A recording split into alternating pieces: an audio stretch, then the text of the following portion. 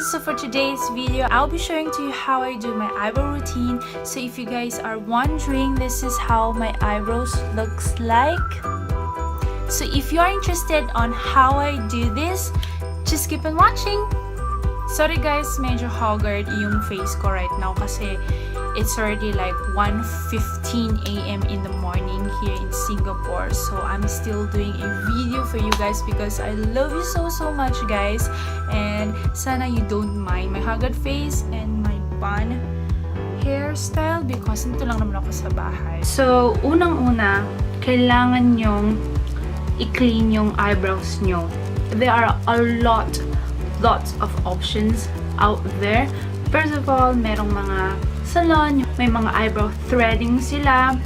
Yung mga eyebrow threading, ganito ang itsura. I'll insert some pictures on here.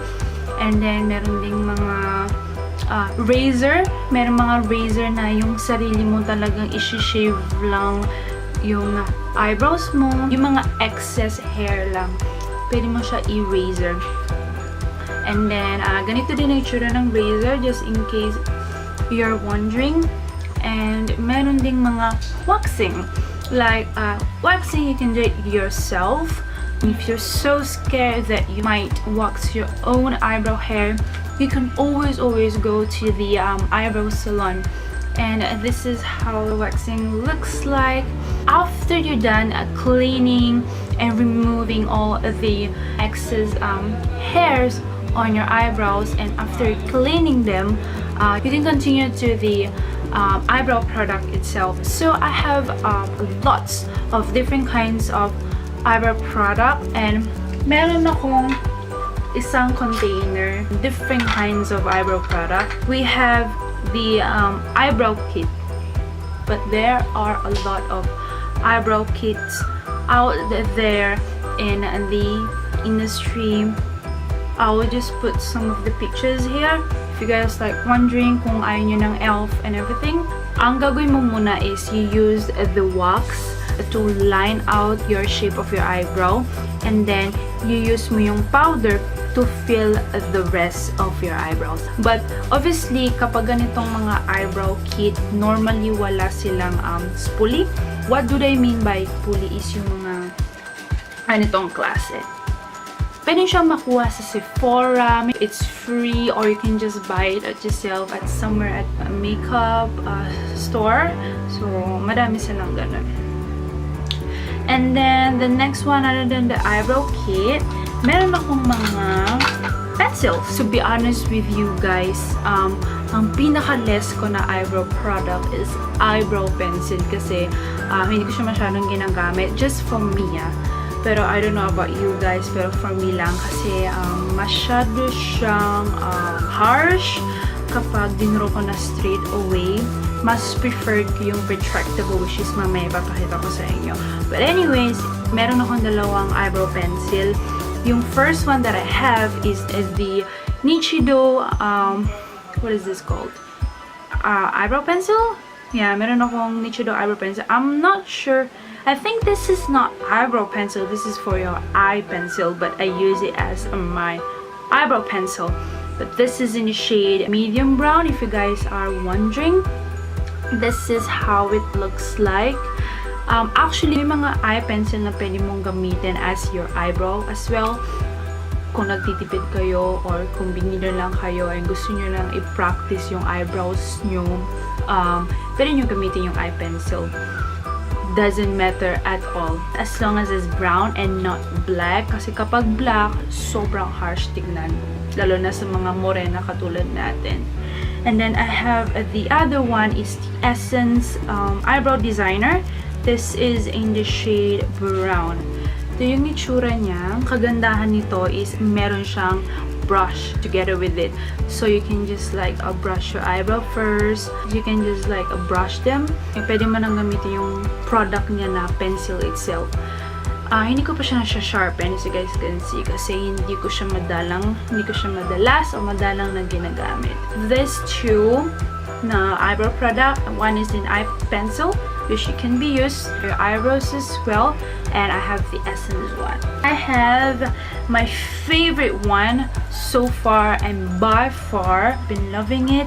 This is these retractable eyebrow product. Is really good. So let me just tell you, I have two types. I have actually four different types of eyebrow retractable. Guys, if you guys can hear my parents outside or like shouting or making some noise, because my grandpa and my uncle is outside. They visited here in Singapore, so let me just like, I'm so sorry for that, guys. Meron akong precision brow pencil. This is in the shade Espresso. Very unique packaging. Meron siyang parang patulis na mahaba dito, and then meron siyang retractable pencil. But the difference about these two is yung applicator niya. Very, very interesting for me kasi first, kung makikita nyo na lang, gusto ko kayo i-zoom para makita nyo. Yan. Kung makikita nyo man lang is yung applicator nung precise, mas malaki. Mas thick siya. Pero manipis. But this one is like one-dimensional lang siya. Circular lang siya. But it works wonder for these two products. This is the slikygirl Expert Brow Slim Liner. It's waterproof, it's long-lasting, and it is fragrance-free. So, ito yung packaging niya. Yung NYX product is in the shade, Espresso as well. Wala siyang cover, so ang gawin mo na lang, ito-twist mo na lang siya directly. Tapos, meron siyang spoolie again, which I really like. But the difference about this applicator, mas thick siya. Although na one dimension lang siya, circle lang siya. Okay, can you guys see that? Pakita ko sa inyo guys ha, yung NYX micro brow pencil at yung slikygirl. Pakita ko sa inyo yung difference para makita nyo ng maayos.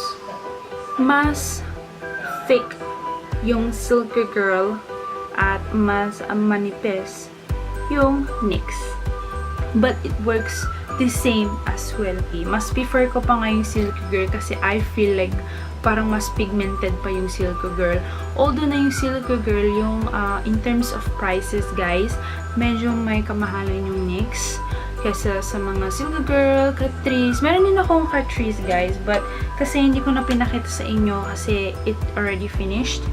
But this is how the packaging looks like. If you guys are wondering and if you guys wanna buy it as well, it's also cheaper than slikygirl, cheaper than NYX. So this is how the packaging looks like. The last product that I have for you guys is the tinted brow mascara. I have two types of tinted brow mascara. Bakit ko to, let me just give you a reason why bakit ko gusto i-add tong tinted brow mascara. Because kasi may mga clients ako before na hindi talaga sila marunong totally paano gumawa ng eyebrow. So, kaya ang sinuggest ko is, why don't they try tinted brow mascara? Kasi sobrang easy lang talaga siya. Para siyang mascara for your lashes, nagaganon mo lang siya, and then you're good to go. Ganun lang din siya kadali. Meron akong catrice. This is the Eyebrow Filler Perfecting and Shaping Gel. And I'm in the shade of number 8 if I'm not wrong. And then I have the NYX again, Tinted Brow Mascara. So, ito yung packaging nilang dalawa. If you guys like wondering. This is how the packaging looks like. Ganito yung itsura niya. Lalagay mo lang siya directly on your eyebrows. Very easy, very good to go. Mas maganda nyo to i-use kapag yung kailangan nyo mag-rush to somewhere. Ganun nyo lang. Boom! Maganda na kayo. Okay na yun, ganun. Now, I'll be going to show you how do I do my eyebrow routine on an everyday basis. I like to start using a retractable pencil. Very convenient. Sorry guys, my face is a bit haggard right now because it's already at night. But just bear with me. Gusto ko lang talaga ipakita sa inyo yung eyebrow routine ko para malaman nyo rin kung paano mag-eyebrow routine for those people who are watching in my channel. So, yeah.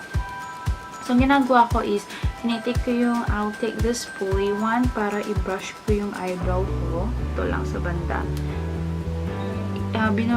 Binabrush ko siya pataas. And then, hanggang sa maging middle na siya, pababa na siya, pa-side. Hindi naman pababang ganon, but it's pa-side hanggang sa dulo. So, after you're done brushing both of your eyebrow, i-fill nyo na yung eyebrows nyo. Gamitin ko yung the other side of the product. Twist mo lang siya a little bit. Ganito lang siya kahaba. Huwag masyadong mahaba kasi baka maputol yung retractable pencil. Draw ko lang yung eyebrows ko para isi-shape ko lang siya. So, ganito lang. Very lightly lang kasi kapag sinimulan nyo ng makapal at madiin na lines, magiging makapal siya tignan at pangit. So, ayaw natin ng ganun. Sa taas naman. Para pantay, diba? Once you're done with like this, i-fill mo na siya sa loob. Kasi, meron pa kayong nakikita ng mga bold parts, diba? So, yun ang gagawin natin. I-fill mo siya sa loob para matakpan yung mga bold parts. To trick the people looking at you para mas maging mahaba yung eyebrows mo, in-extend ko a bit yung tail para medyo maging mahaba. Ang inuuna kong finifill is yung middle ko until the tail. Okay. And then, every time na mag-draw kayo, always brush. Para mas maging natural siya. Is mimimik lang ako ng mga hairs sa unahan. Kasi, hindi naman pwede na sa half lang, diba guys? Kasi magmumukhang pangit siya at mas magmumukhang uneven. So, magdodraw lang ako very lightly again, guys. Very, very, very lightly. And then, brush again. Pataas naman to sa unahan. Then, sa gitna, sa side. Pag nasobrahan yung unahan, dito sa unahan, you can always use your finger, to tap and remove just a little bit. So now I'll be doing the other side of my eyebrows and I'll be right back, guys. To the other brows.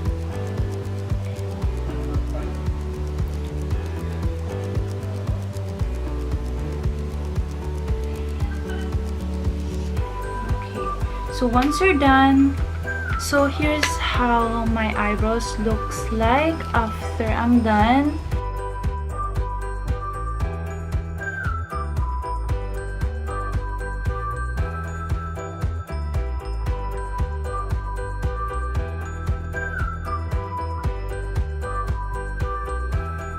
Very, very simple. So guys can see parang, ay, bakit hindi siya naglagay ng concealer para mas maging neat? Hindi na ako naglalagay ng ganun kasi I feel like kung everyday siya, parang wala naman akong event, wala naman akong pumunta ng kasal or something, or birthday party, hindi ko na nilalagyan ng concealer sa around of my eyebrow kasi parang sa tingin ko, too much na siya para sa akin. So, ito lang yung ginagawa ko sa eyebrow routine ko. And hope you guys learn something about it. And just let me know what do you want me to do next. I'll be happy to do it for you guys. And kapag meron kayong mga questions or na gusto pa malaman, just comment down below as well, and all the products that I mentioned in this video, I'll put a description box for you guys. I hope you guys enjoyed this video and learned something about it. Hit subscribe to my channel as well and like this video and share nyo na rin. And yeah, thank you guys for watching and I hope you guys to see you in my next video. Good night, guys!